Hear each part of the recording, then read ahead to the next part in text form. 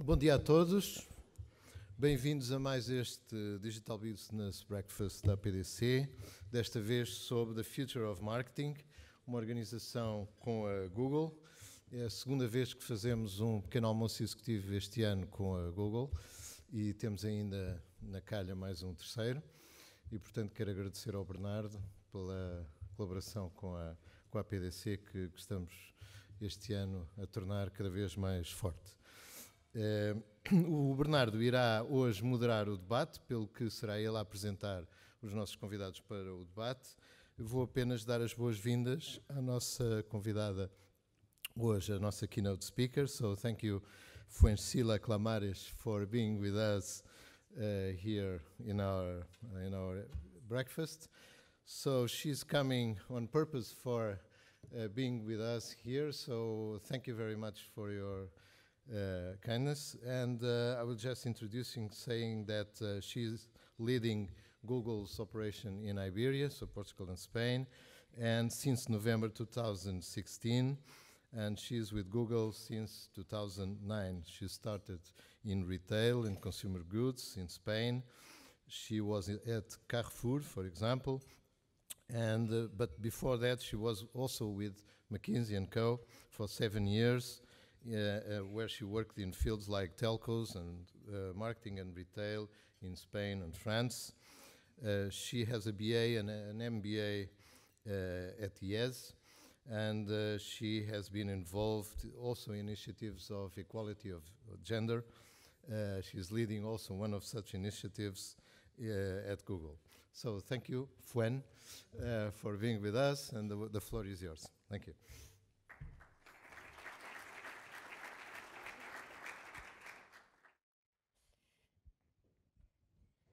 So good morning, everyone. It's a real pleasure to be with you today. I'm sorry I cannot speak Portuguese. I think it's much better if we do it in English this morning. But one time, I will be able to make it in Portuguese. Give me some time.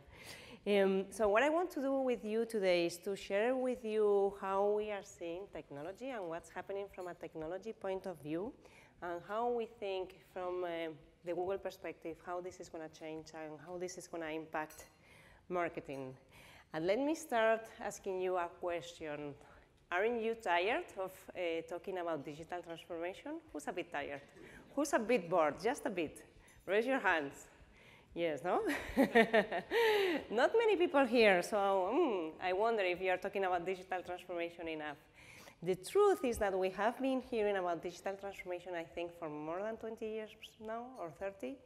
And I think we will continue talking about digital transformation for a long, long time. Why? Basically, because technological change is going to continue. And I think we are going to see an acceleration of how technology is being developed and the impact it's going to have in business. What we say in Google is that typically every 10 years, we have a huge technological disruption. And if we look back, we will see that this has been true for the last 40 years.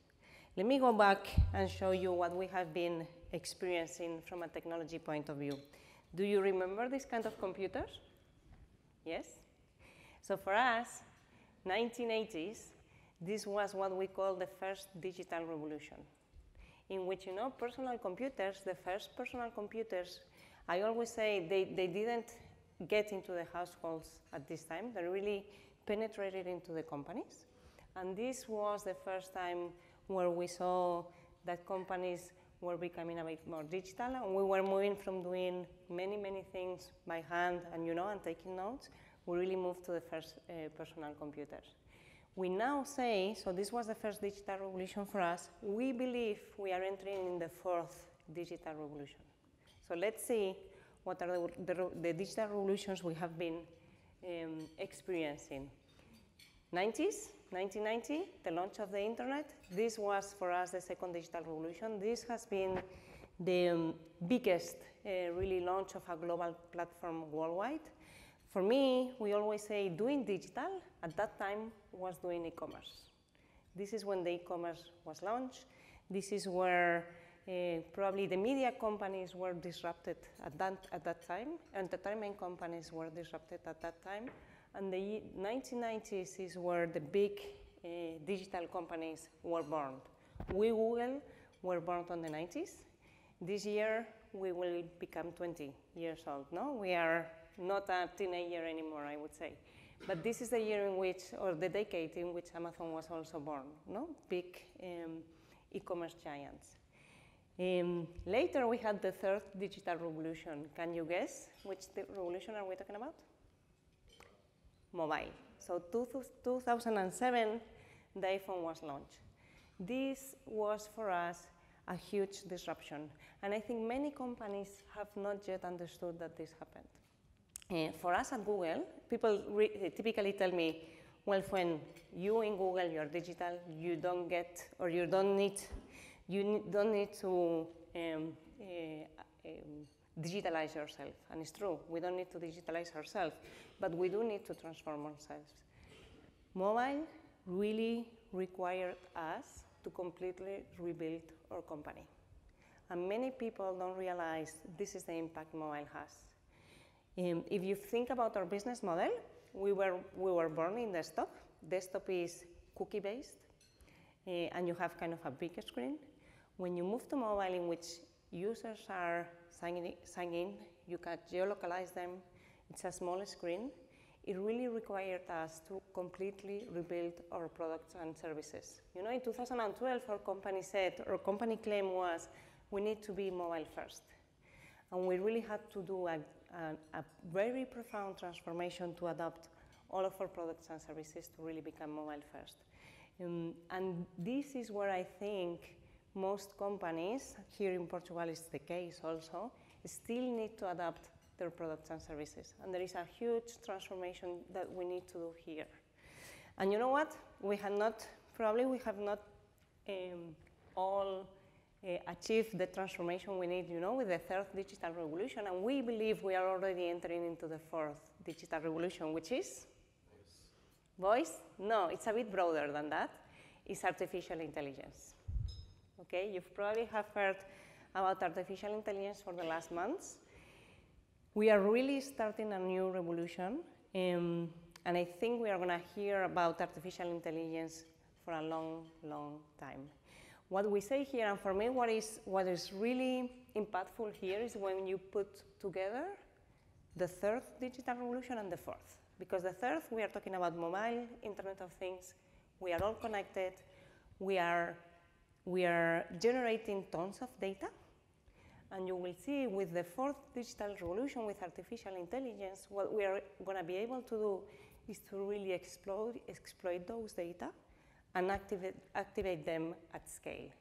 What we say is that artificial intelligence is going to be ambient. What does it mean? How many of you have used a Google product today, this morning? Raise your hands. I have some Google fans here. Yes, some of you. How many of you have been exposed to artificial intelligence? All of you. Were you aware? Not that much. Artificial intelligence is in the ambient. And this is how it's going to work. And of course, artificial intelligence, it's allowing a level of innovation we have never seen before. And it's developing voice. I'm not going to talk about voice today. I want to focus the presentation more on machine learning.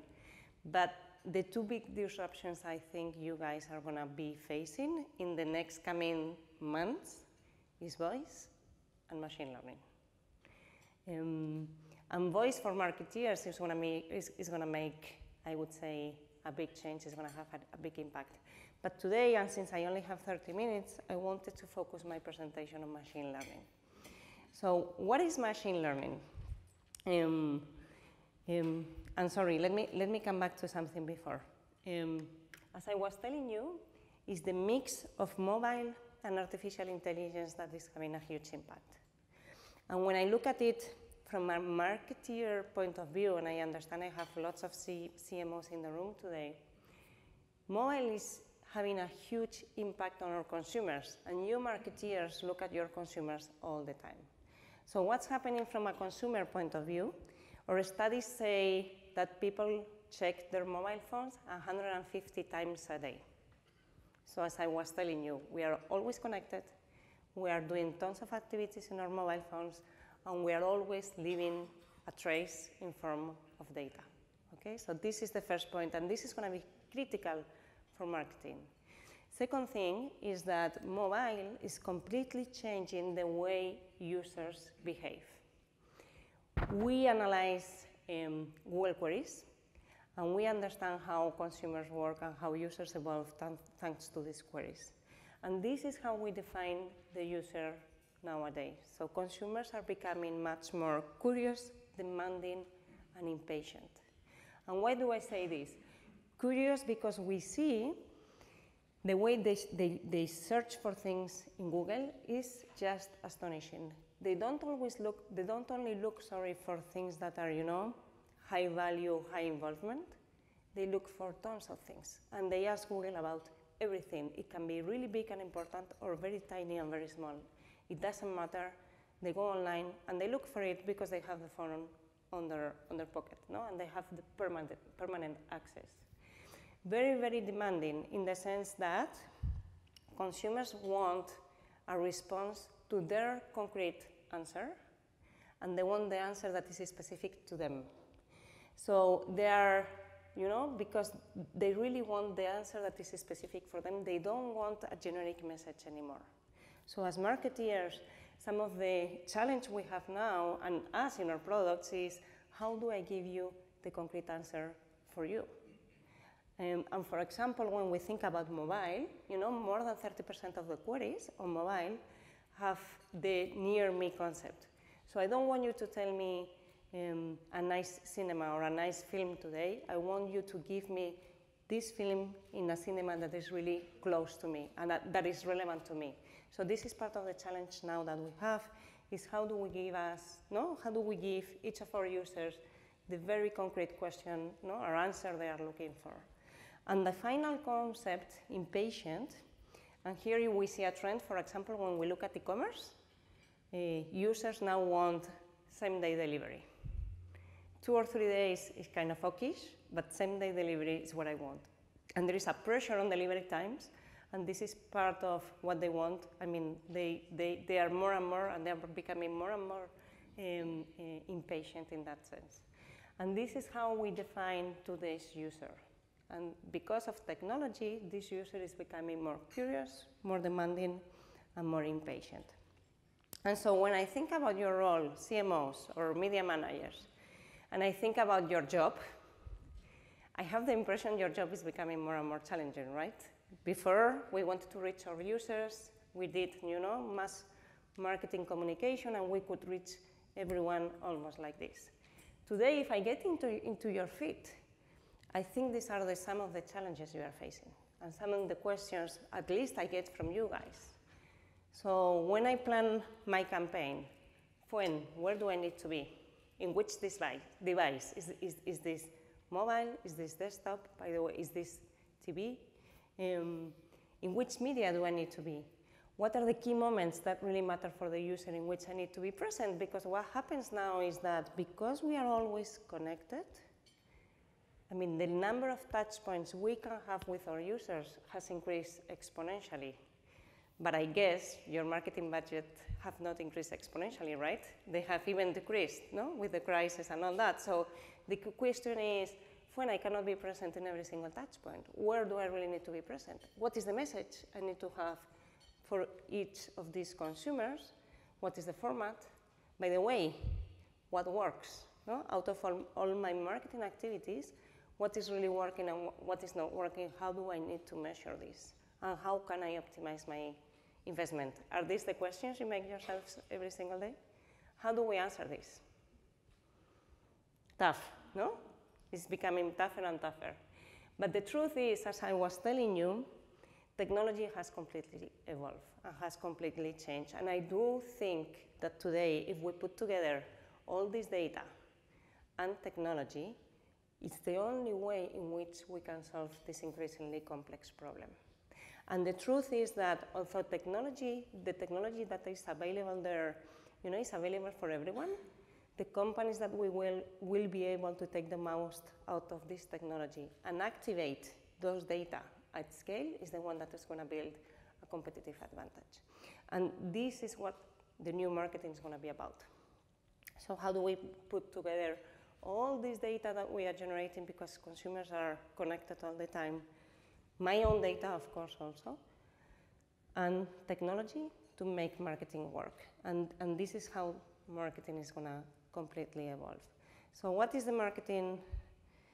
The marketing of the future, then, as I am telling you, is going to be leveraging technology. And in the case of marketing today, and when we talk technology, this is where I wanted to talk about machine learning. What is machine learning? And let me start with that, because I think we have very different understandings probably in the room on what machine learning is. Machine learning, in a very simple way, is a change of paradigm in the way we program computers. So until today, we used to program computers what we call rule-based. What does it mean, rule-based? You will tell a computer, you know, if you observe A, you need to do B. If you observe C, you need to do D. Okay, this is how we program computers before. What happens now? Now what happens is that we give all the data we have to the computer. Boom, here you have all my data. Try and test and optimize me this result. And because we have all those data, because we have extremely good connections, because we have almost infinite computer power thanks to the cloud, you know what happens? Machines start trying and testing, and they get to a result that is much, much better than what we used to have in the old way in which we program computers. This is machine learning. Let me put you a video that shows this, I think, in a very intuitive way. Do you remember the Atari game? Can we launch the video? Let's go. Okay, so this is the demo. Our founders, the founders of DeepMind, show our founders, or the Google founders, when they saw this demo, they bought the company. And now DeepMind has become our artificial intelligence company, or lab, if you want, in Google. So here, what are we telling the machine? We are telling the machine score maximum points in this game. Okay? And the machine, these are the first 10 minutes in which the machine starts working. If you see, the machine doesn't work very well. But the machine starts learning that when I touch the ball, you know, I score. I can move left and right. And the machine just starts learning. What happens after 2 hours of training? Well, the machine has learned pretty quickly, right? Now it's playing, I would say, pretty well. I don't think the machine wins my kid Alvaro, 11 years old. After 2 hours, he doesn't play like this. I can say that. And the key thing here is that machines learn 24 hours a day, 7 days a week, 365 days a year. What happens after 4 hours of training? Do you remember how to win this game? Yes, I'm happy. I see some people have played this game for hours. The machine also understood how to win this game. There you are. Okay? This is machine learning. This is machine learning. So, what do we use machine learning for? The truth is you can use machine learning for tons of things in your business day to day. So, for example, let's see if this advances. There we are. You know what is this? This is a Google data center. So one of the biggest costs we have in our company is the energy cost of cooling data centers. You can imagine something. If this was one of our biggest costs, we thought it was optimized. Okay? And when I say we thought it was optimized, is that we had very clear KPIs. Our engineers were looking at that KPI all the time. They were implementing every single improvement opportunity we had. It was really implemented and optimized. So what we did here is that we put sensors in the data center, across the data center, and we start generating data on how this data center was behaving and making different changes and getting all those data. And then we put machine learning algorithms to optimize the data center. And you know what happened? We optimized the energy cost. We reduced it by 40%. 40%, 40. This was an optimized process, getting 5% improvement would have been huge. But we really get up to 40% improvement. And here you can see what happens, when the machine learning control is on. You see how the cost reduces and what happens when we put it in manual mode, right? The reality is that in every single business problem in which you have lots of variables, so the problem is very complex to solve, you have data, and you are able to give feedback to the system, this applies. Do you remember my problem statement on marketing before? It's a complex problem, we have tons of data, we can give feedback to the system, this is gonna work, right? Let me give you another example. Thanks to machine learning and data, of course, we are gonna be able to do personalization at scale. This is a UK retailer that has completely personalized the homepage experience based on the data the company has from the user that is accessing the site. 1.2 million possible variations of the homepage. Of course, this is something we cannot do manually, or if we do rule-based, as we were able to do before, we are just going to get segments of customers. Here is really personalization one-to-one. When you do this, the impact on click-through rates, time on site, conversion rates, average tickets just improves dramatically. And again, we are not talking about 5% improvement rates. We are talking about 30s, 40s, and 50s. The truth is that every single time we apply these techniques, we get 30s, 40s, 50% improvement rate. I have another example. For example, in Google, we are using this to improve Translate. Which people in this room is a Google Translate user? Many of you. Wow, I'm impressed with this one. So if you are a user of Google Translate, you have probably experienced that this app has improved dramatically the quality of the translations. Yes or not? In the last 8 months, we have improved translation quality at the same we had improved in the last 8 years. And it was thanks to these techniques, machine learning, again. I just want to share with you the impact that this new technology, if we can call it like this, is going to have. And it's coming in a systematic way. Another example, who works here on design? No? Because people that work on the design world say, Fuen? Okay, this is impacting people with numbers. I work on design, sorry. This is not going to affect me. Well, I have bad news. It's also going to affect you guys. Imagine we give a machine. In this case, we show a machine all the paintings from Bangkok. And we have the machine learning what is the Bangkok style. And then we give the machine a picture, and we tell her, can you paint me a Bangkok kind of style? And this is what we get. Does it mean we are going to have the machines doing paintings? No. But does it mean it's another data point in the creative process? I think so. So again, how can we empower and improve our creative process? Here we will have new tools empowering the whole process, right? And this is what our Chief Business Officer says. So you remember I said in 2012, our claim as a company was, we are a mobile-first company. Our claim as a company now is, we are an artificial intelligence-first company. Why? Because we are using machine learning and artificial intelligence to really improve all of our products and services. And the challenge we have now is not how do we do a test like the data center I show you, but how do we empower all of our products and services, and how do we design them with machine learning at the heart of it.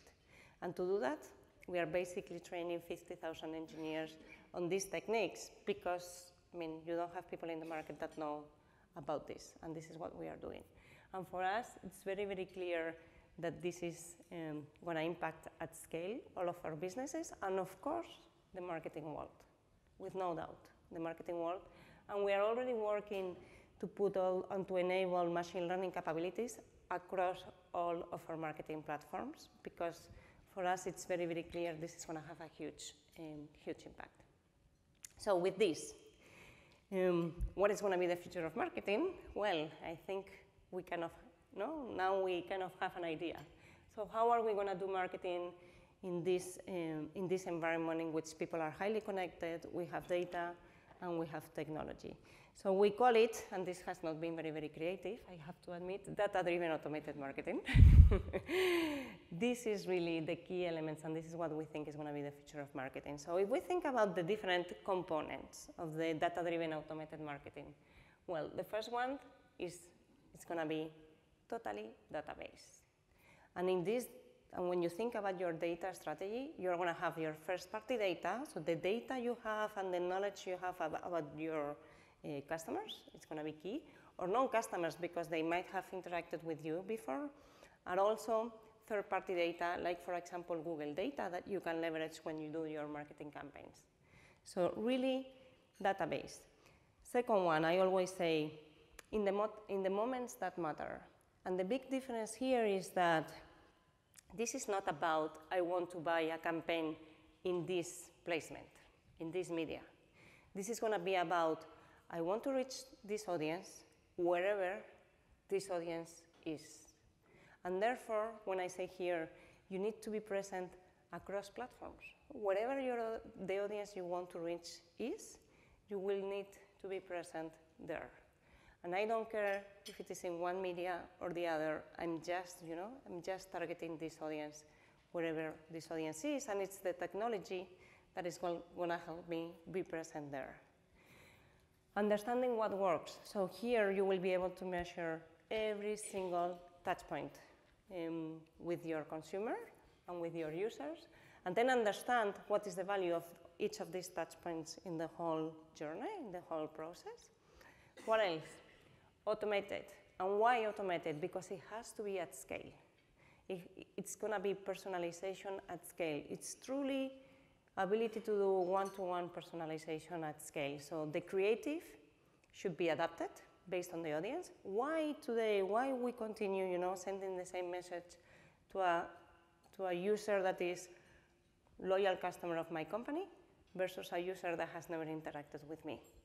Does it really make sense? No. Can we change that with technology? We can. And it does make a big, big difference. And technology will allow you to do this now, right? And then finally, with the right format, which means the creative will be adapted based on the context, based on the device in which you are sending this message, to really take the most out of that impact, right? And based on the platform also, you probably cannot have the same creative in a mobile phone, in YouTube, than in a newspaper in a desktop. We need to change the formats to take the most out of the platforms, right? And these, for me, are the key elements of the future of marketing. And there we are. So you remember the 5 Ps of Porter in marketing? Yes? Well, we have developed the 5 A's of the marketing framework. And we have developed it because it really helps drive the conversation and understand how each of you is progressing in this journey, because this is a journey. So the first A is all about assets, and I see the screen is cutting a little bit. Assets, it says, so the first is always an A, so now you can guess. Assets and experiences. So it's all about, first, of course, the creative continues to be critical, and this is something very, very important. The creative, the storyline, the message I'm sending my customer is going to be key. So I still need to develop state-of-the-art, marketing campaigns, marketing creatives, marketing storylines, of course. This is very, very important. Not only that, when we talk about assets and experiences, what is the experience the user is going to have after the click, after the impact? Do you remember I talked about mobile being very important? If we are in mobile, what is the mobile experience I'm giving this user? When this user gets into a landing page, is this landing page well developed? Is this the best possible experience I can provide my user? Yes or not? I'm going to give you a number. just to surprise you a little bit. But we are doing, for example, we are doing analysis on the time it takes for mobile pages to upload on 4G. And the number we get when we take, top companies in Portugal is above 5 seconds. Is this a good mobile experience? No. So these are things that we need to work on. What is the payment methods I am providing the user, to complete the transaction? All this experience, we really need to work on it and improve it. So first element, assets and experiences. Okay. Second element, audiences. This is all about the data. Okay. What are the different audiences we will want to target? And this is not going to be anymore about, my target is housewives 25-45. We are going to be much more sophisticated here because we will have the opportunity to be more sophisticated. And as you see, the impact is going to be huge when we do this. So what are the data we are using, and what are the different audiences we need to tackle and that we want to reach? A, for automation, of course, as I was telling you, we need to do this at scale. We need to develop the creatives that are totally personalized for the different audiences at scale. We need to manage bids and prices based on results, and this is technology that is going to help us say, this impact, I'm willing to pay this much for this impact and this much for this other impact because it will have a complete different return. Attribution, I'm going to be able to measure the whole journey and to attribute, to each of the impacts and to each of the touch points the value that it has. And finally, as I was telling you, it's all about access, the fact that I have to be in every single platform because I want to reach my audience wherever this audience is. So we are bringing this framework to the market to help marketeers and agencies understand where they are in this journey. Okay, because again, this is a journey and you need to evolve and you need to advance on the 5 A's at the same time. So let me put you an example. It's going to be very difficult to say, now I'm going to move from reaching one segment to having 20 different audiences if I don't develop automation capabilities because I'm not going to be able, to manage the bids and to manage the complexity of my campaigns if now I want to reach 20 different audiences. And again, I cannot do that if I don't start working on attribution and advancing on attribution because I'm not going to be able to understand what's working and what's not working. So these are things we will need to advance and to develop, in parallel and to get more and more sophisticated, little by little also, I will say. Yeah? So very quickly, let's go through the impact. What do we think we have at stake? And then let's see some examples. So the first question is, are many people doing this? The answer is not yet. So this is a study from BCG that we run with BCG on 40 different companies. As you see, only 2% of the companies are really advanced on this data-driven automated marketing.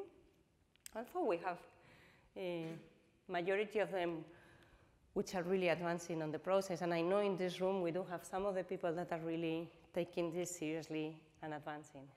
How much money do we have at stake? Well, the study says that if we develop this new approach to marketing and we use data and technology properly, we have an opportunity to increase revenues by 20% and reduce costs and gain efficiency by 30%.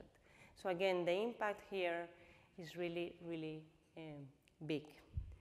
And let me go through some of the examples.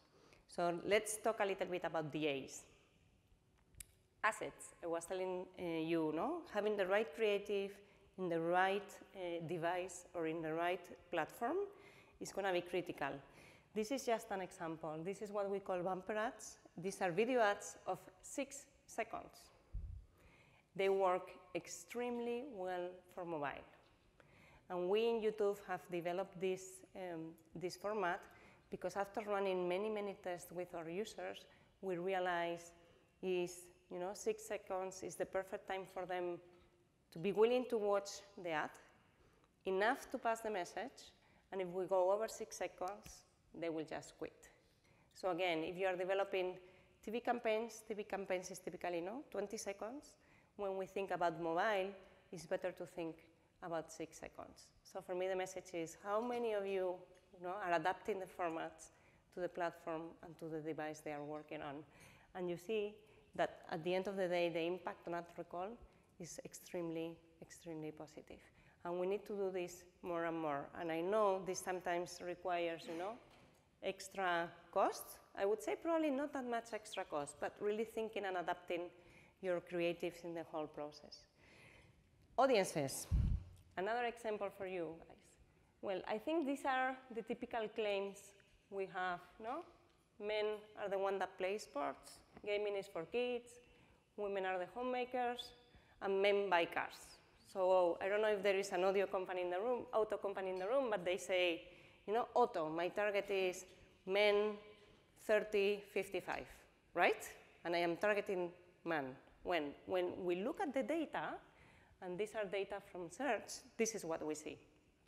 60% of sporting goods shoppers were female, 45% of video game searches on mobile were done by people 35 plus. 40% of home care products queries are made by men, and 60% of car searches are done by women. This is the power of data. Is the man that is finally going and buying the car? Yes. Is the woman having a huge influence on the process? Probably also. So how can we identify these audiences and understand how do we need to impact them with different messages, across the funnel? And this is the power of data, and this is the power of audiences. And let me give you more examples here. This is the case of Lego. So again, Lego was targeting, in fact, Lego was targeting parents, but they always buy housewives 25, 45 in their campaigns, because this is the classical way in which, they were thinking about their TV campaigns. When they came to us and we discussed about a campaign on YouTube we have a segmentation which is parenting, because we basically identify, we identify devices in which people consume kids' videos, and we say, okay, this looks like, being a parent, and we just put those labels. When we use that segmentation, this is the impact you get on your campaign. So the ability to leverage those signals, those data, and those segments, and this is leveraging third-party data, does make a huge impact in the efficiency of your campaign. This is another one on the auto industry. So auto distributors, what they want to do, the brands, they basically want to drive people to the point of sale to do a test drive. What we are doing here is we are using the search signal to segment campaigns on YouTube. So those people that have been looking for a car or have been doing, auto queries on Google, we segment them in YouTube, and then we send them the Renault or the Ford campaign. Again, the impact they were having versus, typical male, segmentation on YouTube is huge. And this is, again, using the power of data to define the intent and to define new segments. You see, the impact is really impressive across the board. When we use the right data, the impact of the campaigns improve radically. Automation, and this is probably one of the biggest things to change. We do believe there is a huge impact here. Our study says that in the marketing world, we dedicate 80% of the time, to repetitive, low-value-added activities. That all of these activities are going to be automated so that we can dedicate more time, to the strategy, to the high-value-added activities. But here internally, there is a super big roadblock. For example, if we talk about agencies, people will say, no, but I am used now to do my manual bidding, and I am very good at it. The reality is that if you have the right level of data and you let the campaigns run for a while, the machine is going to do a much much, much better job.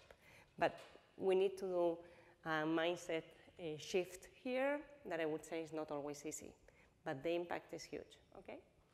And then when we talk about automation, again, this is an example of dynamic creatives. So I was telling you, dynamic creatives do have a big impact. This is a campaign from Danet that we did in Spain a year ago or so. They had 40 or 50 different creatives, and the machine was showing a different creative depending on the day of the week, on the context in which the user was. Look at the impact. We almost doubled the view time, 23% reduction in cost per impact, 30% increase in click-through rate, just because the ad was personalized, and again, it was personalized at scale. On the other side, you have Mapfre. This is an insurance company, and they used to have one single creative for all of their campaign. What we did here was very simple. We just differentiate two creatives, men and women, pretty basic. And we also differentiated the price. So based on the region in which the user was, the price of the auto insurance was a bit different. We multiply by 7 the number of transactions, and we reduce the cost per transaction by 80%. Again, you see, we never get the 5%, 10% improvements. We are talking systematically 20s, 30s, 40s, and more. And this is, again, the power of data. Okay? So this is for automation, and then attribution, this is the key thing, in which, you know, the journeys, of course, and you know that, they are not linear anymore. 90% of the buying processes start in one device and finish in another device. So either we are able to trace this, to measure this, and to attribute correctly, or we will always take the wrong decisions. So we cannot look at our campaigns, you know, last click anymore, and give all the value of the purchase, you know, to the last click. We need to become more and more sophisticated here. And again, technology is going to help. And just to close, I wanted to give me 1 second. No, 1 second. Bueno, watch the video. Americans spend over 2 months researching where to go on vacation. They want every moment to be perfect. So we created a way to show them their perfect vacation without them having to do a thing. Introducing Tennessee Tourism's Vacation Matchmaker, the first ever pre-roll ads edited in real time to match your online behaviors, likes, and interests. Here's how it works. In the time it takes between page load and pre-roll play, Matchmaker analyzes millions of data points about you. Then, it scans a matrix of hundreds of video clips of Tennessee activities and edits a commercial perfectly matched to your interests. So let's say you're from St. Louis and you stream country music, make dinner reservations at steakhouses, subscribe to Outdoor Magazine. Destinations that match your online activities are instantly cut together as pre-roll. So rather than a tourism ad that tries to appeal to everyone, you see a custom vacation video created just for you. And instead of spending 45 days planning your vacation, you watch your vacation come to life over just 45 seconds. What's more, the geo-targeting filter makes sure all the attractions you see are within driving distance of your home. Then, you can explore the attractions featured in each scene of your vacation, so you can plan your real trip to Tennessee and share it with others. In just 2 weeks, the Tennessee Tourism website saw a 46% increase in site traffic, and proof that the campaign made a connection. 93% of those surveyed said they were planning on taking a vacation to Tennessee within the next year.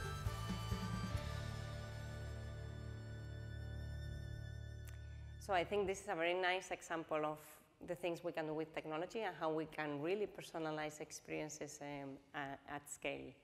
This is basically what I wanted to share with you. I think we now have a panel to go deeper into these concepts and these topics and to understand what is the experience of advertisers that are moving in this direction. As I told you, this is a journey. So I think it's just important to understand that this is the way. good luck and enjoy, because I think it's really fun. Thank you.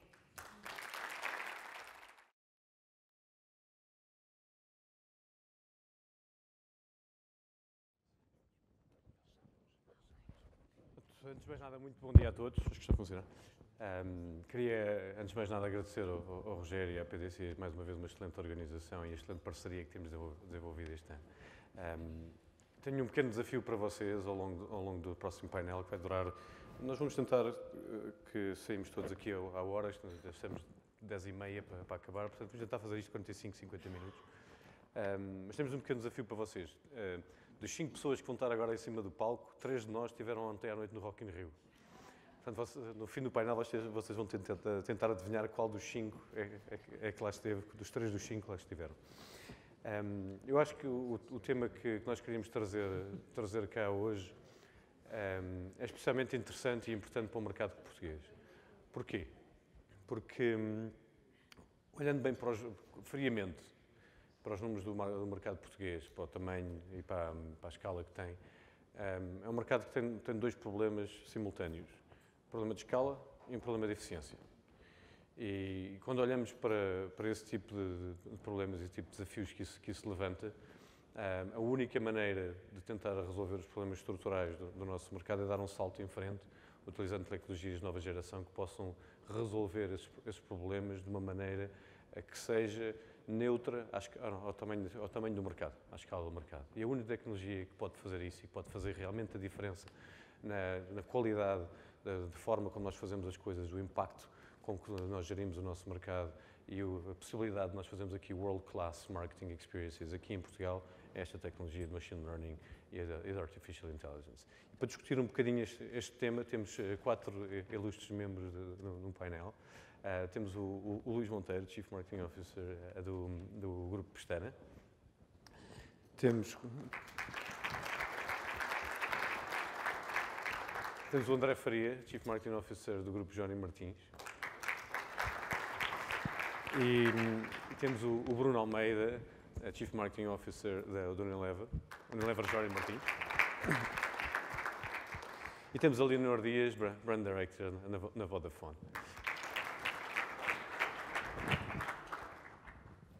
Acho que a melhor maneira de começar estes debates é, normalmente, começar pelo consumidor.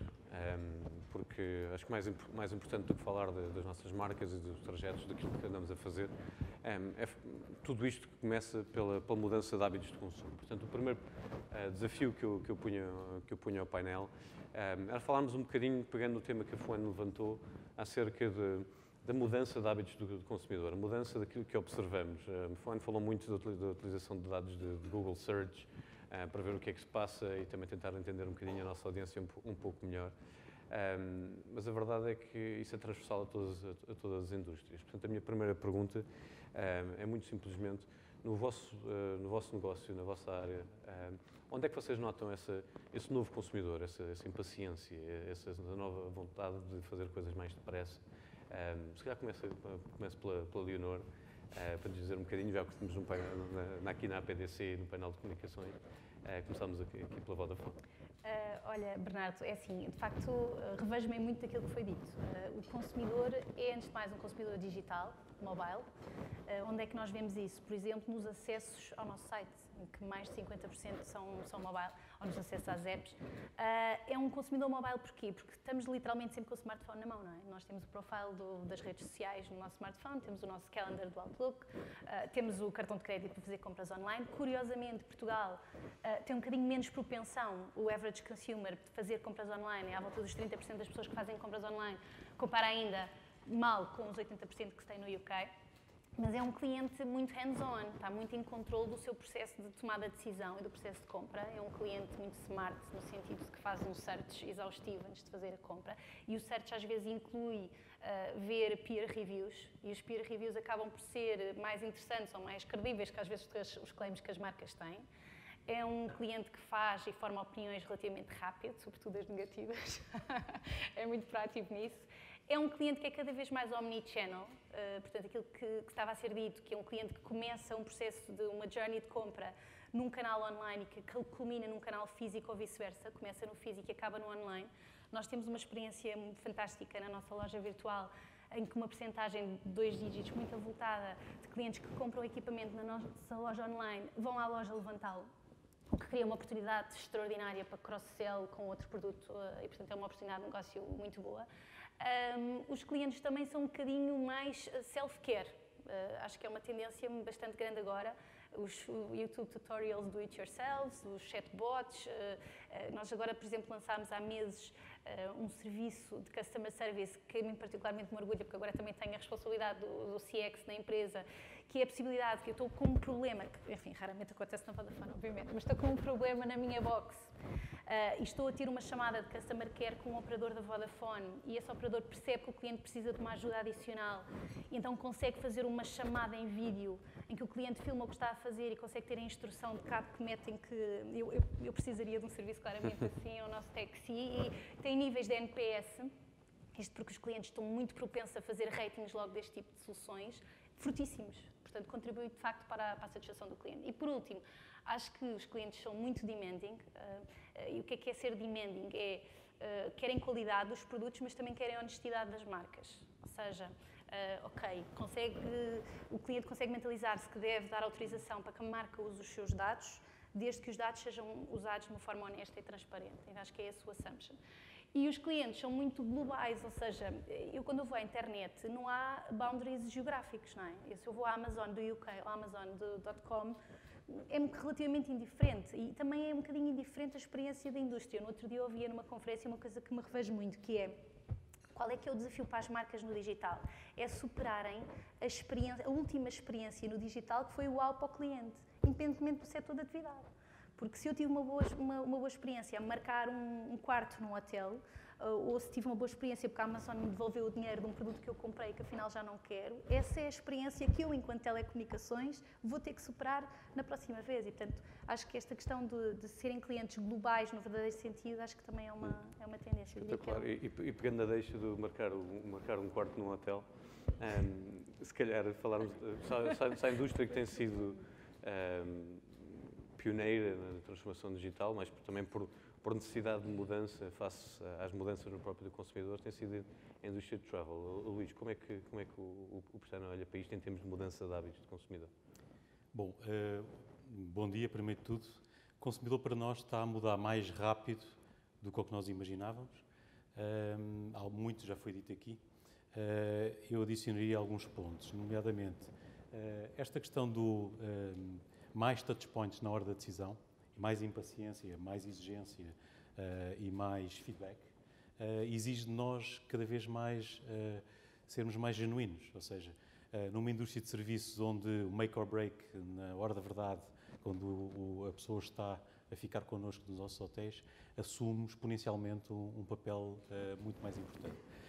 Isto em termos de experiência, vai ao ponto de nós estarmos a reinventar o nosso programa de loyalty, porque hoje os clientes, eu já tive várias experiências de cartões de loyalty em várias empresas, de construir alguns deles.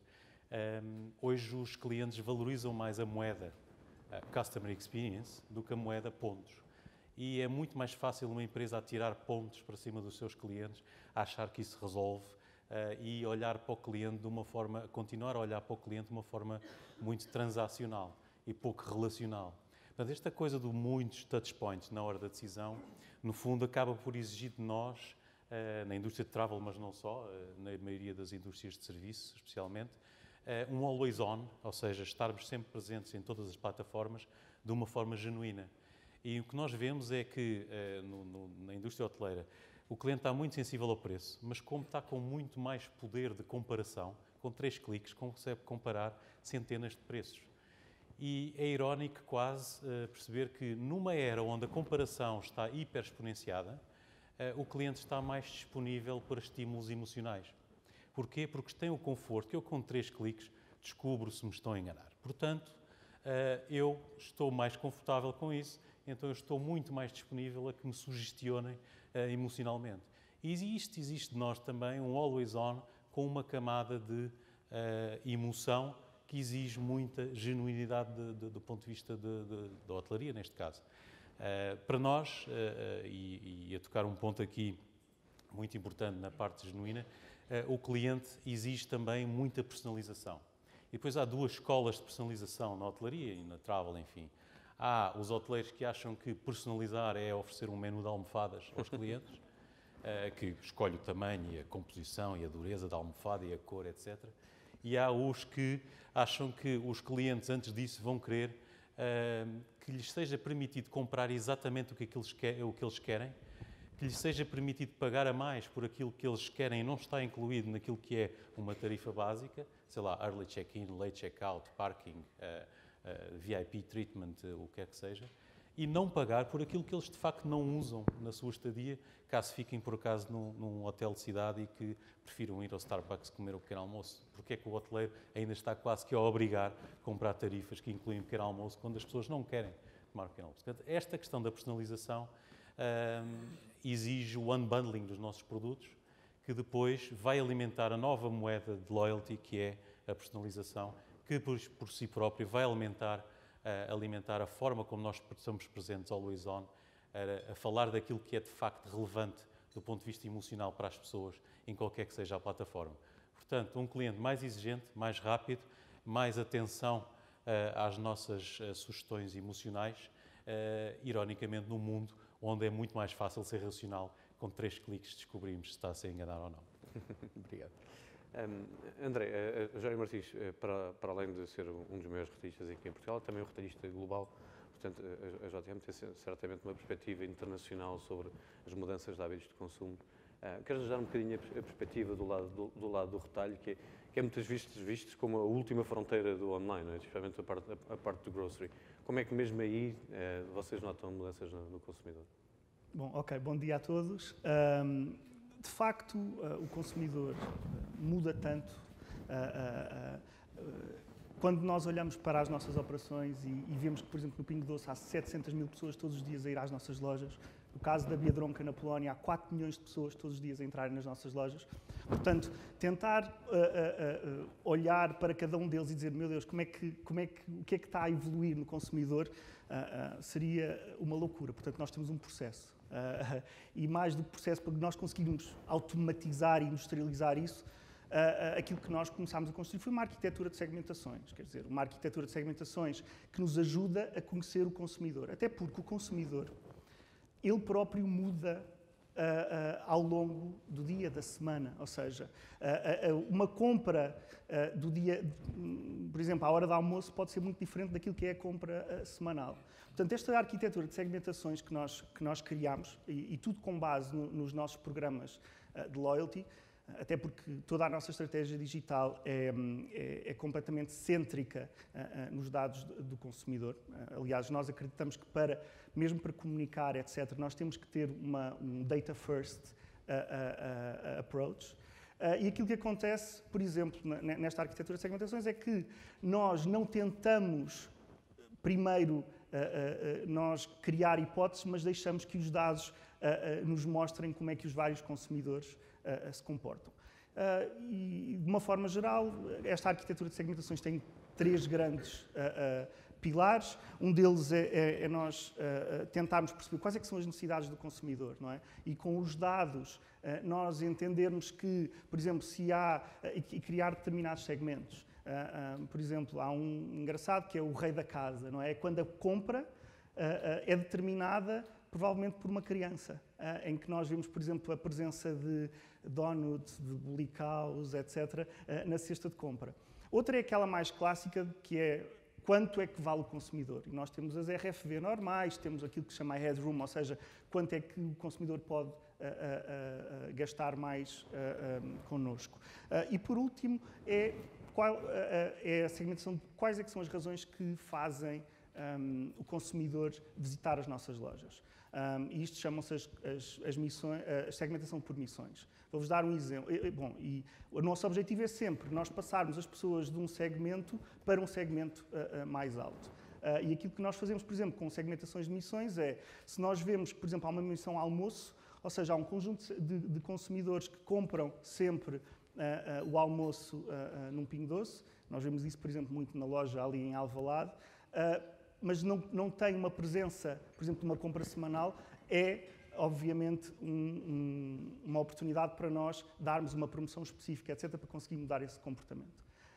Portanto, de alguma forma, ou seja, os dados e a forma como nós vamos fazendo esta arquitetura de segmentação faz-nos perceber que novos produtos, porque nós vamos introduzindo produtos e vamos perceber, ok, este produto substitui ou não, cria uma nova necessidade, sim ou não. E, portanto, eu acho que para conhecer o consumidor nós necessitamos de um processo. E é este o processo que nós temos. Ok, fantástico. E já por falar nos produtos que vocês vendem, introduzindo alguém que é bastante importante nesse sortido, Bruno, como é que a Unilever, numa perspectiva menos de last mile, mas mais numa perspectiva de construção de marca, vê as mudanças, as alterações no comportamento do consumidor? Bem, eu corro o risco aqui nesta sala e neste painel ser provavelmente a pessoa que menos impactada pode ser por toda esta transformação, o que infelizmente não é verdade, porque obviamente comparando bens de alto envolvimento com bens de baixo envolvimento, pode-se facilmente dizer que comprar um detergente ou uma margarina hoje é a mesma coisa que comprar um detergente e uma margarina há 5 ou 6 anos atrás. E do ponto de vista do processo de compra, de facto, não muita coisa, pelo menos em Portugal, ainda mudou num mercado onde o e-commerce ainda tem uma representatividade baixa. Continuo a ter que ir a uma loja do Pingo Doce, idealmente, ou de outro retalhista qualquer, fazer as compras dos meus bens de primeira necessidade. Mas, para o nosso lado, quem comercializa as marcas, há uma grande mudança que acontece com este processo de transformação digital e com este empowerment do consumidor. O primeiro tem a ver com a área de comunicação. A nossa indústria assenta na nossa capacidade de comunicar marcas, comunicar inovações ao consumidor, e num mundo em que o digital veio fragmentar a nossa forma de contactar com o consumidor, todo este processo se torna muito mais complexo, difícil e, ao limite, mais oneroso de gerir do ponto de vista de custo, porque exige uma transformação interna.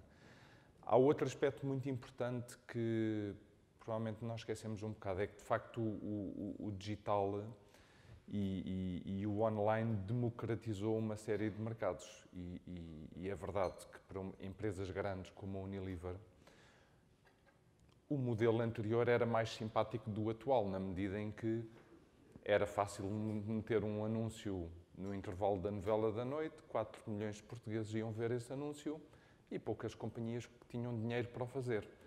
Hoje em dia, qualquer pessoa em casa pode fazer um sabonete caseiro, fazer uns posts no Facebook para os amigos, e é um concorrente que eu passei a ter porque envia aquilo por correio para a casa dos amigos.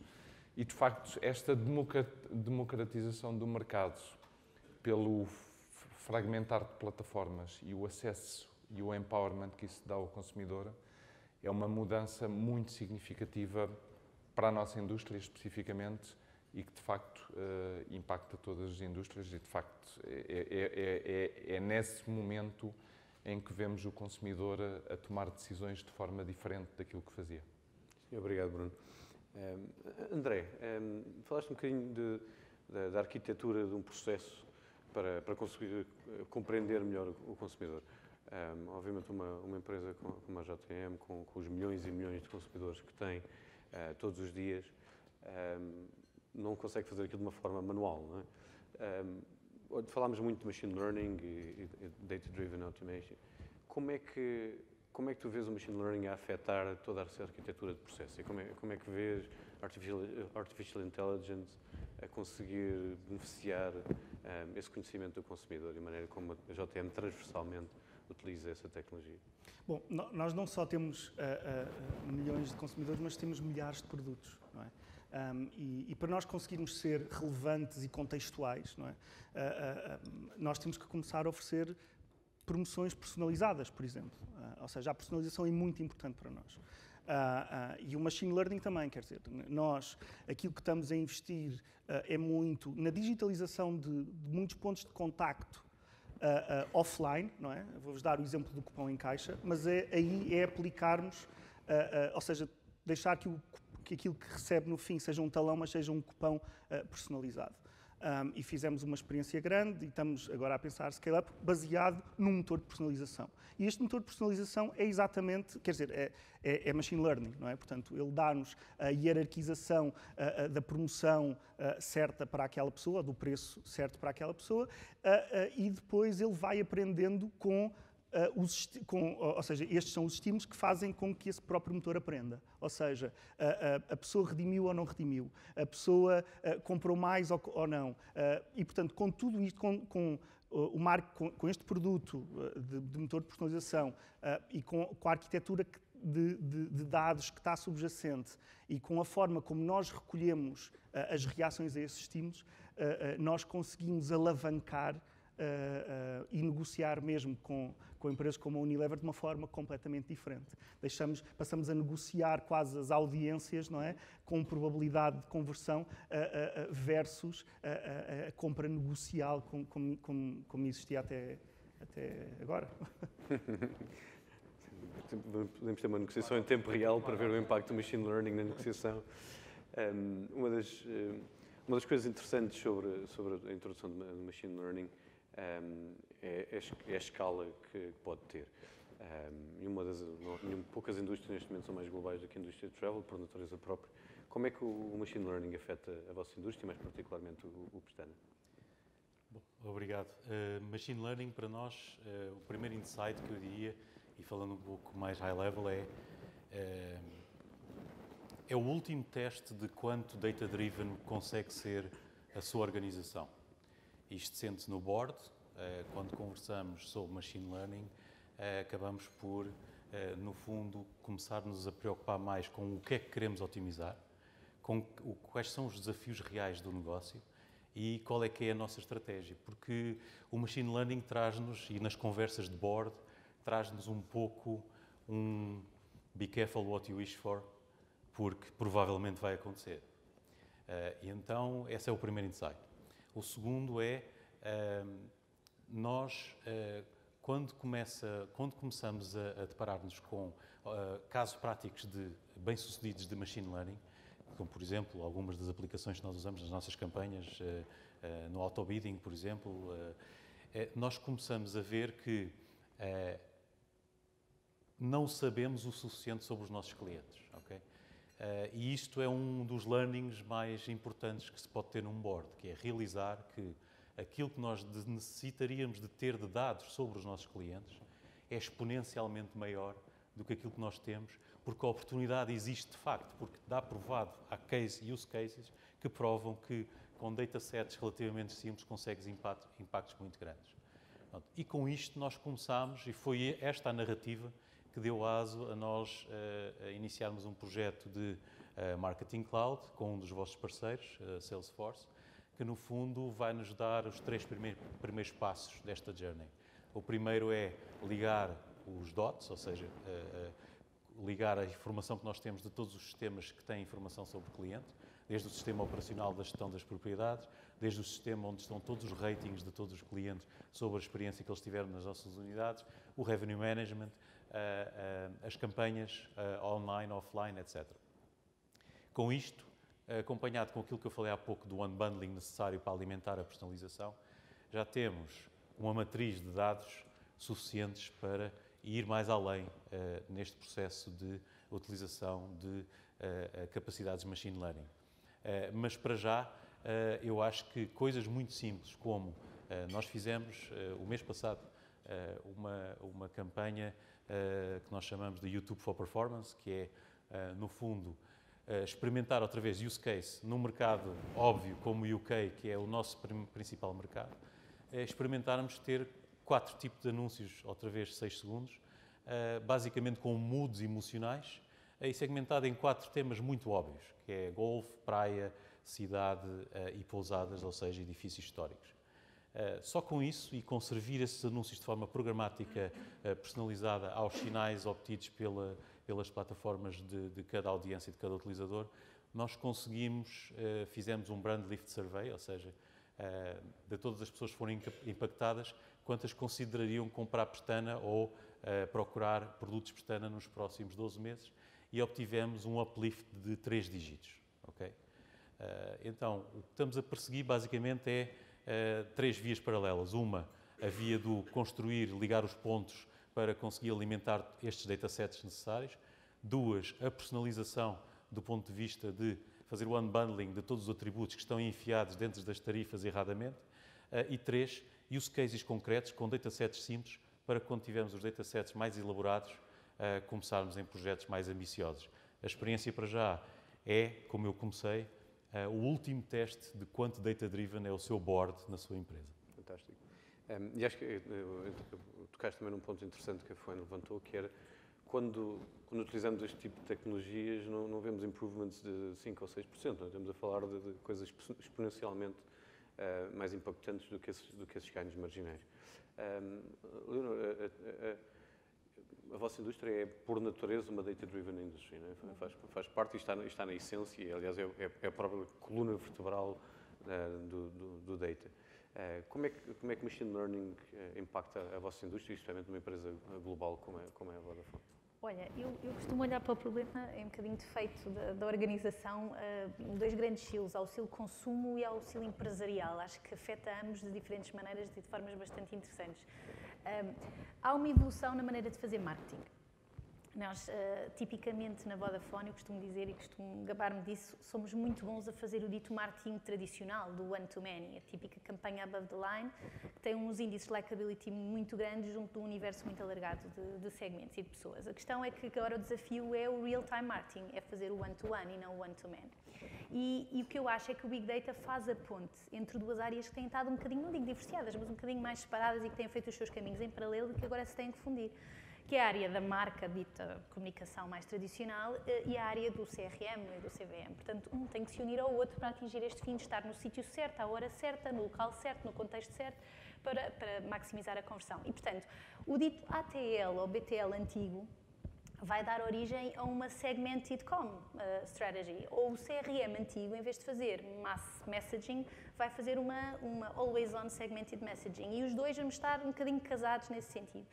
Portanto, isto afeta quer o lado da aquisição de clientes, quer o lado da retenção, porque se tu montas um modelo preditivo de churn, que diz, olha, este cliente tem maior propensão de churnar de um pacote triple play ou de um 4P de uma telecom, automaticamente, ao contactá-lo proativamente, e o self-care está aí nesse sentido, no sentido de ser mais proativo e menos reativo, também diminuis as chamadas que vais receber, não é? E maximizas o tempo de permanência e o ARPU que o cliente vai ter contigo. Portanto, de um ponto de vista de consumo puro, aquisição e retenção são impactadas muito pelo Big Data. A questão é se nós estamos preparados para a transformação que isto está a provocar. E está a provocar umas dores de parto, porque esta transformação digital afeta toda a gente. Afeta a agência criativa, que de repente não tem que fazer 2 criatividades, tem que fazer 20. Afeta a agência de mídia, que tem que pensar quais são os segmentos que vamos adressar, mas que ao mesmo tempo são vários, mas têm que ter massa crítica, porque senão acabamos por multiplicar o trabalho e não necessariamente ter o return. E o lado das produtoras, de quem faz publicidade, têm que me deixar de cobrar fees e direitos e custos por cada formato que eu faço no digital, senão eu vou falecer. E, portanto, tudo isto está a provocar uma transformação que até está a abrir oportunidade para algumas startups surgirem, que são um híbrido entre agência e produtora, e que acabam por fazer a desmultiplicação de criatividade. E em vez de 4 peças, eu tenho 40. E, portanto, é uma realidade para que todos nós nos temos que adaptar muito rapidamente. Isto mais do lado do consumo. Do lado empresarial, a data é um business model. É um novo revenue stream para o empresarial. Porque, repara, nós temos maneiras de recolher data graças a IoT Solutions, que são os operadores que desenvolvem. Neste caso, a Vodafone é leading edge no desenvolvimento de conectividade a nível de soluções da IoT, com sensores. Ainda agora, enfim, vou-me denunciar em relação à tua pergunta, mas ainda agora no Rock in Rio. O que é que nós fizemos? Montámos sensores nos depósitos de água da cidade do Rock, que disparam uma alarmística assim que os níveis mínimos são atingidos. Por exemplo, estamos a baixar o número de geradores elétricos da última edição, onde aplicámos pela primeira vez o IoT para esta, baixámos de 52 geradores elétricos para 17. Isto vai ter uma poupança de energia no mínimo de 20%. E o que é que isto provoca? Não só que o Rock in Rio seja mais eficiente a fazer o seu negócio e desbloqueie verba para fazer outros stands e outras estruturas como lá estão agora, como também que seja coerente com o seu posicionamento de marca, porque eles dizem que são, acima de tudo, muito sustentáveis ambientalmente, economicamente, etc. E, portanto, o IoT tem provocado isso. Mas não só o IoT recolhe dados, como também os armazenamos na cloud, que é a que vende a cloud. os operadores de telecomunicações. Por sua vez, em cima da cloud, processamos dados com Artificial Intelligence. Então cria-se aqui um funil que de repente abrem-se oportunidades de criar as Smart Cities, como criámos como demo na cidade de Roque, mas claramente isto aquilo que pretende ser um cartão de visita, não é? Porque isto aplica-se a autarquias, aplica-se aos governos, aplica-se a tudo o que as universidades podem fazer com isto. Nós estamos a criar uma mini-cidade que permite ter estas poupanças, mas no limite até permite, nós estamos a medir a velocidade do vento. Temos um anemómetro no raio do Palco Mundo, que tem 28 metros de altura, um prédio de 9 andares. Para quê? Para decidir qual é a velocidade e a direção do vento. Para quê? Porque há imensos trabalhos de altura feitos na própria cidade de Roque, não é? Portanto, para contribuir para a segurança de quem lá está a trabalhar, nós sabemos dizer quando é que se pode subir ou não para criar a estrutura. Isto são coisas muito estruturais, mas também afetam o consumidor, neste caso o festivaleiro, porque só este fim de semana foi completamente... ficámos muito surpreendidos com a reação de uma coisa que nós lançámos, foi o Smart Check-in, que é um bocadinho inspirado naquela experiência Disney em que se reserva a hora que se quer visitar a diversão. Temos duas diversões, uma é a roda gigante e a outra é o slide, que são muito concorridas e eram horas e horas de fila para quem nos visitava. E o que aconteceu foi, na app Vodafone Rock in Rio, fizemos um smart check-in, um QR Code é enviado para a pessoa faz o scan do QR Code quando pretende entrar e recebe uma notificação 10 minutos antes de dizer podes vir ao slide. No primeiro dia, sem qualquer comunicação, a não ser no digital, 40% das idas aos devices já eram automáticos, já não eram manuais. No segundo dia já estávamos acima de 50% às 2 da tarde. Não sei quais foram os valores finais, porque não os recebi. Portanto, significa que o consumidor está propenso a receber esta nova tecnologia e isto é tudo graças ao machine learning e às soluções da IoT que implementámos. Portanto, estamos apenas no início. Essa é a parte divertida, eu acho. Espetacular. E alguns insights também muito interessantes sobre o impacto destas tecnologias em energy conservation e até em ativação de marca on-premises, que é considerada ainda por cima tipo, a última das últimas fronteiras, né? Tipo a ativação física num evento. E mais uma vez tocamos no assunto de que não é 1 ou 2% de aumento de resultados que nós vemos, mas algo exponencial. No vosso caso, obviamente, a Unilever não é só uma empresa de marketing, é uma empresa de logística, de produção, de fabril, etc. Como é que o machine learning toca a cadeia de valor de uma empresa como a Unilever?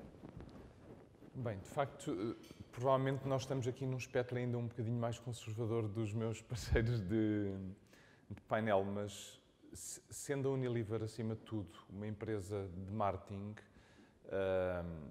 e acho que há aqui um ponto que a Leonor tocou anteriormente que tem a ver com a transformação e internalização deste tipo de progressos tecnológicos que existe para as equipas. E, de facto, isso é a maior dificuldade que nós sentimos, que é adaptar as estruturas que temos, os skills que as equipas atuais têm, para conseguir interiorizar novas ferramentas de marketing, novas ferramentas de data, para trabalharem as suas campanhas, as suas inovações de forma mais eficaz e mais precisas do que aquilo que o faziam num modelo anterior de comunicação mais massificada. E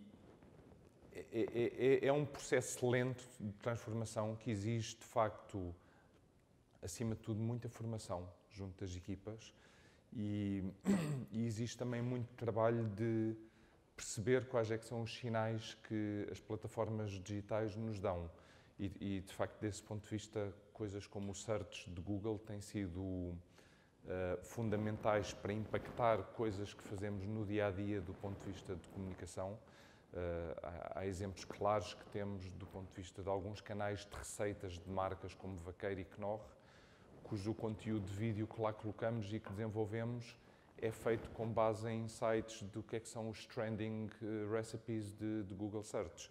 E isto é algo que só é possível fazer tendo noção que esta informação existe e, desse ponto de vista, é preciso a transformação das equipas para isso acontecer. E, pegando num ponto que a Leonor disse há bocadinho, tendo um ecossistema à volta que consiga agarrar nisto de forma cost efficiency, ou seja, quer do lado das agências, quer do lado dos produtores de conteúdos, quer do lado depois do planeamento estratégico e de meios. Porque, de facto, o modelo antigo de fazer grandes produções de vídeo com grandes orçamentos está esgotado. Está esgotado do ponto de vista de ser um modelo que resolva e que consiga aproveitar estas oportunidades. Obviamente não está esgotado daquilo que é a comunicação que as marcas querem fazer na sua construção mais holística. Do ponto de vista mais targetizado, temos que ter, acima de tudo, soluções muito precisas e muito sharp de comunicação. Correndo aqui o risco de abrir o que os ingleses chamam um can of worms, como é que tu achas que esse mundo das agências se pode e deve adaptar a essas novas necessidades e como é que tu vês esse ecossistema evoluir? É assim, a dificuldade que nós vemos é uma dificuldade partilhada na medida em que estamos claramente todos no mesmo barco, ou seja, a dificuldade de evolução de know-how, de competências que eu sinto dentro da minha organização é idêntica àquilo que eu vejo aos meus parceiros. Agora, a minha expectativa é só uma, que é os meus parceiros estarem 2 passos à minha frente. Desse ponto de vista, é o desafio que, enquanto cliente, eu deixo na medida de ter uma certeza, que é não tenho alguém no mercado que me consiga dar as respostas todas, porque de facto estamos num mundo tão volátil e com uma velocidade de evolução tão grande que, quer dizer, os formatos de 6 segundos de YouTube que se mostraram aqui há 6 meses não existiam, não é? E daqui a 6 meses vai ser outra coisa. Por isso eu não posso ter uma agência que, como há 10 anos atrás, durante 20 anos falava em anúncios de 30 segundos. Desse ponto de vista, a exigência é real para todo o ecossistema que trabalha nesta indústria. Por isso acho que temos de trabalhar de mãos dadas, não há outra solução. Fantástico, obrigado, Bruno. Desculpa introduzir aqui uma pergunta que não disse que ia fazer antes, mas a pergunta fosse muitíssimo bem. André, voltando um bocadinho atrás, tu falaste-nos do impacto machine learning na vossa arquitetura. A Leonor e o Luís falaram-nos um bocadinho dos resultados e do impacto de aplicar machine learning a vários dos processos, e incluindo as campanhas e das ativações. A Fuane falou-nos do estudo da BCG, que fala nos improvements estratosféricos potenciais deste tipo de tecnologia. Que nível de impacto é que tu esperas que uma tecnologia destas venha a ter num negócio como o vosso?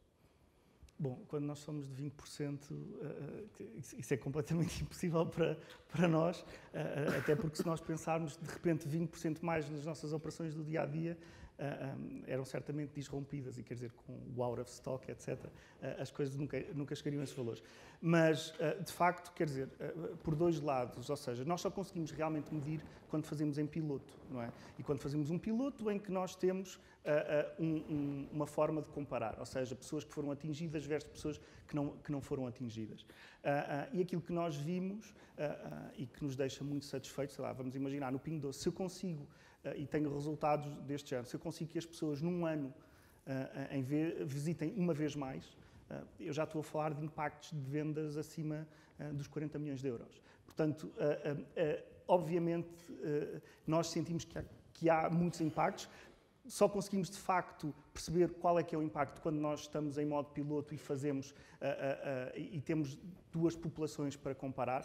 Aquilo que nós, de facto, verificámos, posso dar o exemplo da Polónia, em determinadas campanhas que nós fizemos, porque temos muitas campanhas temáticas, aquilo que nós vimos começámos a medir, foi de alguma forma a velocidade de venda, se conseguíamos ou não aumentar a velocidade de venda. Porque nós temos sempre, quer dizer, como há outros retalhistas que têm os mesmos produtos do que nós e que podem fazer promoções, é muito difícil de conseguires atribuir exatamente a razão desse aumento, não é? Portanto, aquilo que nós conseguimos fazer é, resumindo, ou é em pilotos, ou então é tentar perceber a velocidade de vendas, que é uma coisa que temos estado a fazer recentemente.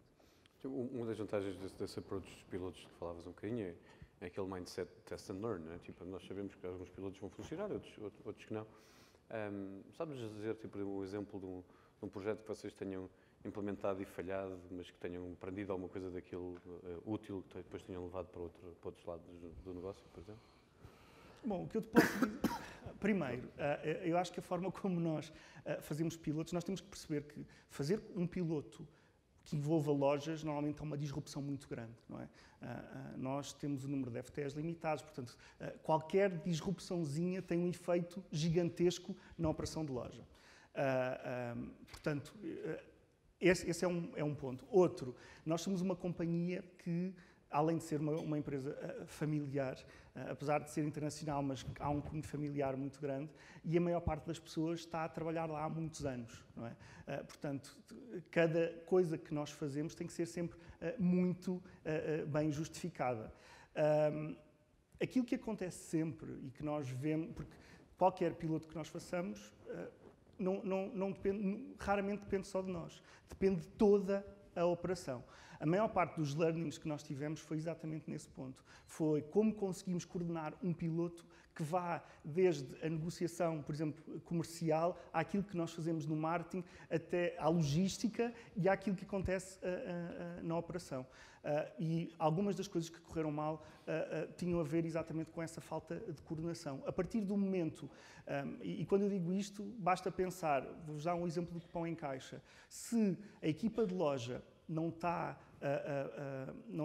ao corrente daquilo que vai acontecer. E se, por exemplo, a menina da caixa não diz, olha, tem aqui uma promoção personalizada para si, especial para si, aquilo que nós começámos, por exemplo, a medir foi exatamente quando não é dito nada versus quando nós sabemos que é dito alguma coisa naquela loja, os resultados são absolutamente diferentes. Portanto, apesar de nós estarmos a falar de experiências tecnológicas, no nosso caso, se nós não temos o buy-in das pessoas e as pessoas ajudam a que o consumidor perceba essas mudanças, as coisas não funcionam.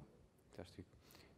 Acho que uma das razões que estamos aqui, se calhar só para concluir os últimos 10 minutos deste painel, só para, eu gosto da pontualidade britânica, portanto, vamos já fazer mais 10 minutos e depois acabamos, deixamos toda a gente ir para o seu dia-a-dia.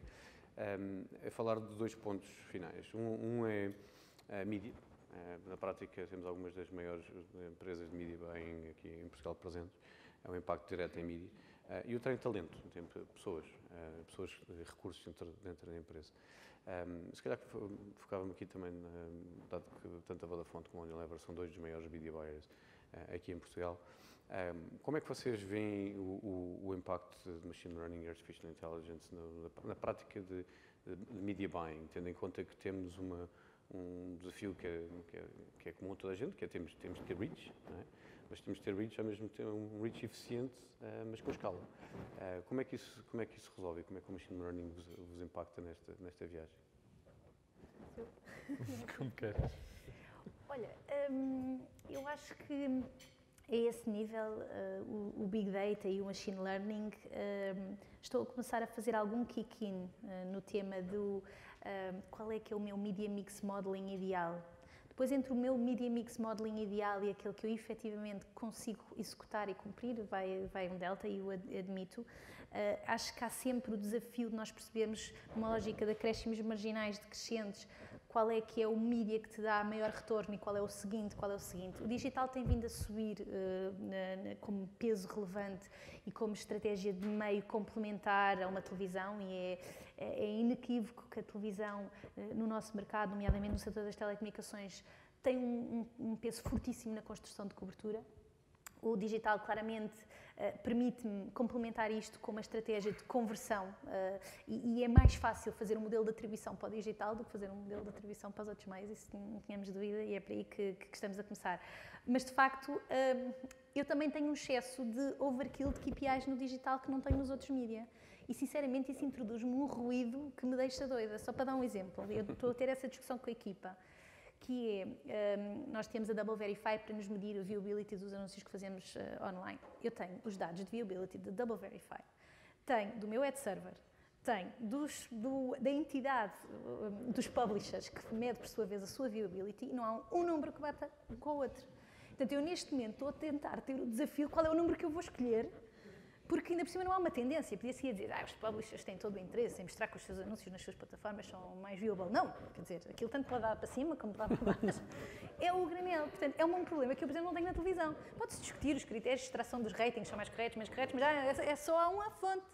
Aqui tem tantas fontes que se eu quiser criar o custo real por viewable impression, estou tramada. Portanto, isso introduz algum ruído em qualquer modelo que eu consiga fazer neste momento, não é? Portanto, estamos a caminhar no sentido de ter alguma data-driven modelization em cima da mídia. Não é a coisa que eu tenha como principal prioridade na minha vida, é mais neste momento uma curiosidade intelectual, mas que eu acho que vou aprender com isso, sem dúvida, e que vou ganhar inputs e pôr à prática. Já há casos no mundo Vodafone que provam que os impactos disso não são negligenciáveis, ou seja, estamos a falar de 2 dígitos e 2 dígitos com relevância. Mas pronto, estamos ainda a dar os nossos baby steps aí nesse campo. E o vosso lado, Bruno? Eu confirmo um bocadinho esta tendência. Acho que ainda estamos numa fase de tentativa e erro, uma abordagem um bocadinho empírica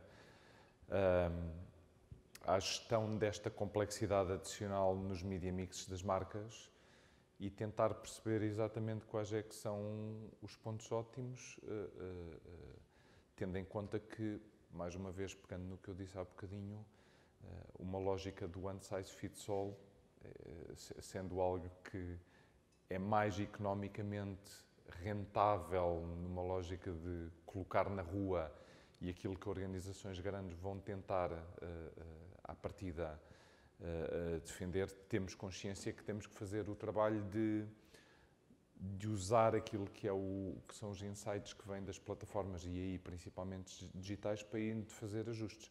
Mas é um facto que o risco sempre que existe quando adicionamos estas plataformas é não ficarmos submersos com data e com KPIs. E de facto revejo-me perfeitamente neste comentário da Leonor, na medida em que mesmo os KPIs, tão simples como entre plataformas não serem os mesmos, mudarem de forma relativamente regular, o que é difícil uma pessoa chegar e dizer, pronto, fizemos esta formação, as pessoas percebem disto, o trabalho está feito para os próximos 2 anos. Não está feito.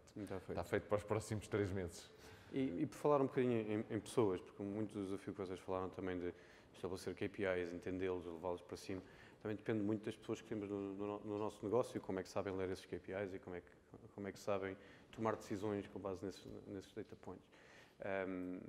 Como é que isso influencia o vosso processo de decisão de quem contratam para dentro da empresa? Por exemplo, numa Jerónimo Martins, que tipo de pessoas é que vocês têm de contratar e que tipo de pessoas é que vocês já contratam para lidar com essa nova realidade? Olha, é um tema muito difícil para mim, porque basicamente, por exemplo, falando na parte de data, tu tens que ter pessoas que tenham um conhecimento da vertical de data, não é? E depois esta vertical tem que ser interceptada com a vertical de retalho. Ou seja, que são 2 conhecimentos muito específicos. Tu encontrares esta combinação é muito difícil. Claro que nós podemos, e acabamos por contratar muita gente, ou mesmo no início da carreira deles e formamos, o que acontece é que o mercado é tão quente que é muito fácil elas saírem para o outro lado, terem uma oferta de repente e saírem para o outro lado. O que para nós acaba por ser um problema e a própria organização não está tão habituada a lidar com situações como esta. Por outro lado, aquilo que também começamos a fazer é, vamos buscar, por exemplo, imagina um data analyst ou um data scientist que trabalha com telecom ou com utilities. Mas depois a diferença daquilo que é o nosso negócio versus telecom ou utilities, não é? Quer dizer, com os milhares de produtos que nós temos, com as milhares de visitas que nós temos, é preciso investir muito em educação. Por outro lado, aquilo que nós também estamos a tentar fazer em pessoas que por exemplo, sejam mais data prone dentro da organização, nós iniciámos um processo de identificá-las também e dar formação. E esta formação vai desde programação, em Python ou SAS ou o que seja, até na própria análise do output que nós temos das nossas ferramentas. Pessoas cada vez mais tecnológicas e digitais no mundo físico como é o do retalho. Luís, se calhar só para terminarmos também o nosso painel, mais uma vez a indústria de travel é eventualmente a mais afetada por tudo isto, desde há uns anos até agora. Que tipo de pessoas é que vocês têm de contratar e que tipo de pessoas é que vocês têm trazido para dentro do Grupo Pestana para lidar com esta realidade? Bom, acima de tudo... Para além de ti, não é? Porque obrigado. O Luís é um ex-Googler, para quem não sabe, o Luís era um homem da casa aqui do Google e foi trazido também para o Pestana também para fazer muito essa transformação. Eu acho que nos dias de hoje há aqui um equívoco fácil de fazer, que é o digital implica que a pessoa saiba muito de tecnologia. Os primeiros bons profissionais digitais tiveram que saber, tiveram que se especializar muito em tecnologia. Nós, felizmente, temos uma equipa forte na liderança da nossa equipa digital e comercial e de agências de viagens online e de vendas diretas. Mas hoje, acima de tudo, o que procuramos são, acima de tudo, pessoas corajosas, porque o mundo digital é fast moving e, portanto, tudo o que é verdade hoje, amanhã não é, e pessoas que ficam desanimadas com isso não servem para uma equipa digital. Segundo, analytical, ou seja, pessoas que veem segurança nos dados e, portanto, tendo dados, eu, como sou facilmente adaptável, eu consigo seguir aquilo que os dados dizem. Além disso, muito colaborativos e team players, porque só assim que se consegue sobreviver num mundo digital, que no fundo é código para, num mundo com fast pace, com o consumidor a mudar os seus comportamentos e com os resultados a serem cada vez mais medidos. E nós, quando temos uma estratégia clara e quando prometemos duplicar as vendas, by the way, que conseguimos em 2 anos, e quando prometemos e conseguimos também representar o ano passado 40% do crescimento total do grupo Stana foram as vendas diretas, nós temos de ter uma equipa corajosa, porque hoje conseguimos, amanhã não conseguimos, mas aquilo que temos que fazer para conseguir é algo fora do normal e, portanto, acima de tudo, corajosos, analíticos, team players e altamente colaborativas. Fantástico. E com esta nota queria agradecer ao nosso fantástico painel. Acho que foram insights muito relevantes. Acho que nós que aqui em Portugal há vários setores que avançam a velocidades diferentes, mas é verdade que esta mudança é transversal e mais tarde ou mais cedo afetará o negócio de todos os setores de atividade. E através da representatividade de 4 indústrias diferentes, quero agradecer a todos por terem estado aqui, quero agradecer mais uma vez à PDC pela organização fantástica deste evento e obrigado a todos os meus colegas de painel. Espero que, entretanto, não tenham conseguido adivinhar quais são as outras 2 pessoas, para além de Leonor, que estiveram no Rock in Rio até às tantas da noite e que tenham apreciado os insights e a relevância deste painel, assim como o keynote de há bocadinho. Muito obrigado a todos por terem estado cá hoje.